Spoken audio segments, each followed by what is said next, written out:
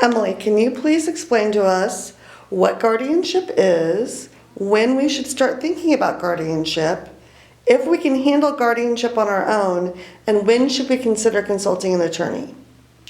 Sure, so those are excellent questions, and if I miss any of them, please remind me so I can go back and answer the questions. So the first is you can file guardianship up to 6 months prior to the 18th birthday of the person, and it becomes effective on their 18th birthday. So you can't file prior to 6 months before their 18th birthday. You can file anytime. You can file the month before they turn 18, you can file when they turn 18, you can file when they turn 60. But you can't file prior to 6 months before the 18th birthday. The forms are all available on the court's website, so if you go to the Superior Court of Maricopa County or whichever county you reside in, search that on the internet and then look for the forms. All of the forms are downloadable. You can complete them and file them with the court. The Self-Service Center is actually very helpful on the court's website and includes instructions. It is a very technically challenging process, and you need to make sure you follow every step. There are no steps that can be skipped. And for example, your child needs to be personally served with the papers. That does not mean that you can hand them to him or her and count that as service. You need to have a process server serve the person so an affidavit is filed saying that they were personally served. So don't review the instructions and think that any part of them don't apply to you, because they all apply to you. Additionally, the rules for guardianship are the same whether you have a child who's 18 and has autism or you have a parent who's 85 and has Alzheimer's. Everybody gets treated the same in front of the court. We have one set of rules for adults. You are absolutely welcome to do it on your own. Oftentimes people are already overwhelmed with whatever situation they're having, that they have a loved one who needs a guardian, and so they find it helpful to not have to do all the paperwork and make sure that everything was done exactly perfectly. Additionally, if you have any contesting parties, perhaps you're divorced and you're concerned about what your former spouse may do, that may be a reason to decide that you would like to have an attorney present so that they can walk you through the process.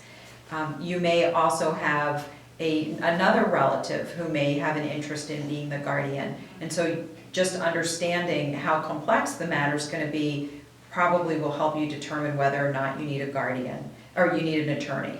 There's always an attorney appointed for your loved one, another step that you can't miss. If you show up and there's no court-appointed counsel, your hearing will not go forward. And you must have a live hearing, although your loved one does not have to attend that hearing as long as they've been personally served and they let their court-appointed counsel know that they don't want to attend the hearing. Did that answer all of the questions? It does, but I have a follow-up question. Who pays for the loved one's court-appointed attorney? So the fee for that court-appointed attorney, if the loved one has money, that is, they're not on all tax, they're not receiving SSI benefits, they have maybe a special needs trust with money in it, not just set up, but actually has money in it, or they have some other assets, then they would have to pay for that attorney. If they don't have any assets, you can file a request to waive the fees, and you do that at the time you file the petition. Can't do it after the fact, you have to do it at the same time to make your request to defer or waive the fees, which would include the fees for court-appointed counsel and to get your certified letters and orders issued by the court at no cost. Awesome. And then one other follow-up question. What if I have a child who is not interested in having a guardian? Does that make the situation more complicated?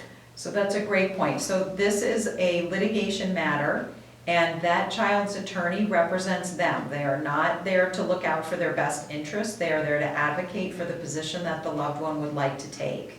And so your loved one has a right to object at the hearing or before the hearing, file an objection to the proceeding, and provide their own evidence that they're not in need of a guardian, or maybe they're only in need of a limited guardian. Maybe there are certain things that they still can do on their own. They can drive, they can vote, maybe they can make education decisions, but they can't make housing decisions, or they can't make certain decisions about their health care. And that might be another reason to have an attorney involved in the event that your loved one is going to contest the matter, so you can be better prepared for how that proceeding would go. Awesome. Thank you very much. Thank you.